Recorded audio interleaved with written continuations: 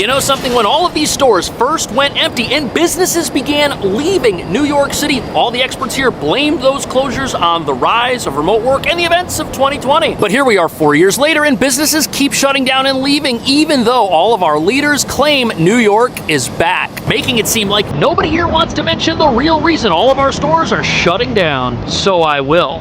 From smash and grabs to mobs of thieves, retail theft is rampant. They come here, they steal, and I told them they're hurting the neighborhood. Here in New York City, officials say of the tens of thousands of retail thefts a year, 30% are committed by just 327 criminals. Locks and chains, that's what bodega owners across the city say they need to keep thieves from stealing their livelihoods. Theft is nothing new, but a recent spree of coordinated, big-scale robberies has law enforcement and retailers warning this is not simple shoplifting by those in need. It's organized retail crime by professional crews. Retailer is just open game, walk away with anything that nobody's going to challenge. The NYPD says it's that group of criminals arrested and rearrested 6,000 times that they're focused on. We are all victims when retail theft happens. It drives up the cost of things, and it also creates this environment where people are hesitant to shop where goods are locked up.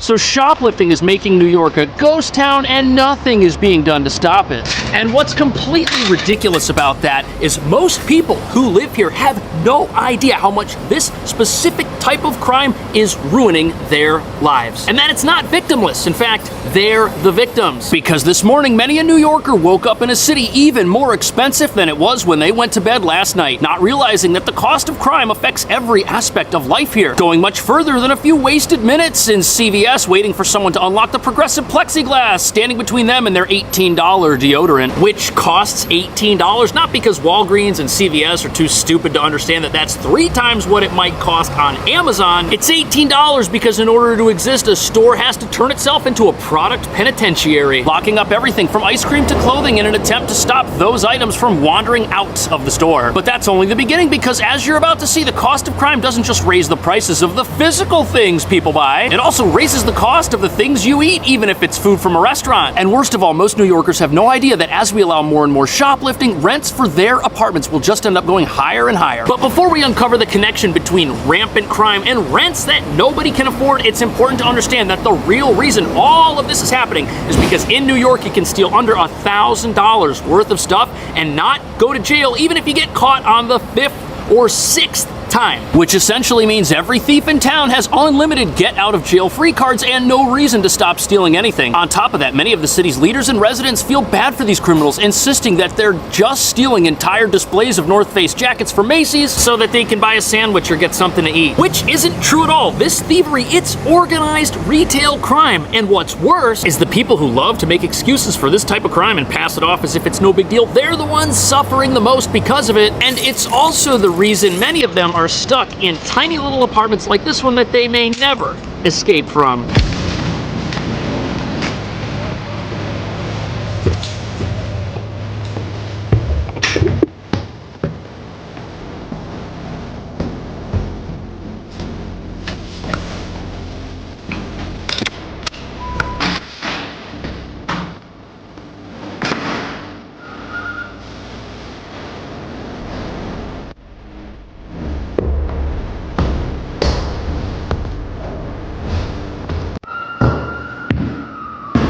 Oh wow, this is pretty interesting. In fact, this is actually a pretty good deal. It's a 2-bedroom apartment and it's $5,000. But if you think that's too expensive, you've got to understand that crime has a lot to do with how apartments like this get priced, even if there's no crime taking place inside of them. I have a wild and wildly unsettling story in the New York Post today.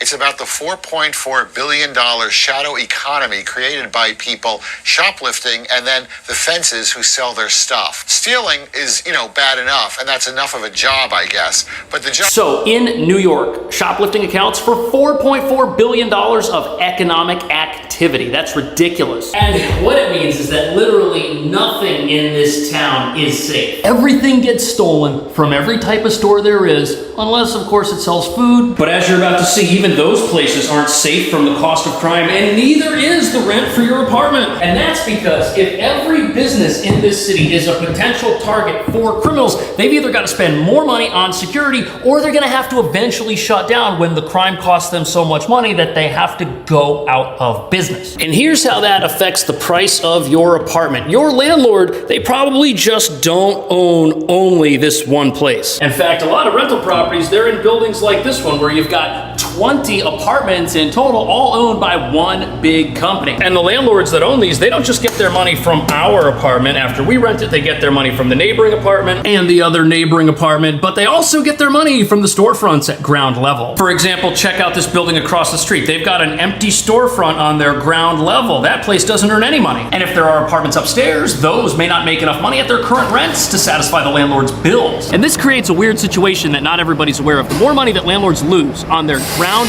floor properties that nobody wants to rent, the more they're gonna look to their apartments and their other properties to get some of that money back. And the reason that that's a huge problem is because right now in New York, the number of available apartments is at the lowest it's been in quite some time. Look at this, only 1.4% of apartments are even available to be rented. That's the worst housing crisis in 50 years. And what that means is if your landlord is having trouble renting out their commercial properties, what they could do is raise the rent for their apartments and get away with it because of this housing crisis. They don't feel the cost of crime as much as their renters do, which means that by allowing the types of crime you're about to see to go on day after day, week after week, our soft on crime laws have a lot to do with the unaffordability issues facing many New Yorkers. And he'll put the stuff up there, and so as to seem like a legitimate person selling one item at a time, like he'll put up, say, a power saw. Then he'll put up a second power saw after that's sold. So it looks like he's just selling some power saw that he had laying around in his basement, instead of the fact that, like, you know, he's selling stolen goods. So maybe that's... So it's true that the types of crime we're learning about today could not exist without the help of the internet. And yes, these internet companies, they make money every time somebody sells a stolen North Face jacket on Amazon or Facebook or eBay. But it's not Facebook's fault that people are stealing things and then reselling those things. That's something that's the fault of the city. We need police to arrest these people and put them in jail, but our laws do not allow that to happen. And when you wonder why the rent for some apartments are as high as they are, you've got to realize that 11.2% of storefronts in this city are now vacant, unrentable spaces. And look, this particular property, there are no vacancies in the storefronts downstairs from it, but with 11.2% of storefronts vacant, that means over 10% of landlords are suffering because of this. And some of them are gonna look to their renters to make up that lost money, and the renters, you know what they're gonna say? They're gonna say that their landlords are greedy, not realizing that it's the greedy criminals stealing things that are the real problem. But not every storefront in town was a retail store selling physical products that a thief can steal and then run away with. But shoplifting is still the reason that many of these places are empty. Even former pizza places, former snack shops that were selling food or coffee. And as you're about to see, if one type of business is the target of rampant crime, that affects every single business in town, and that's why so many of them are gone.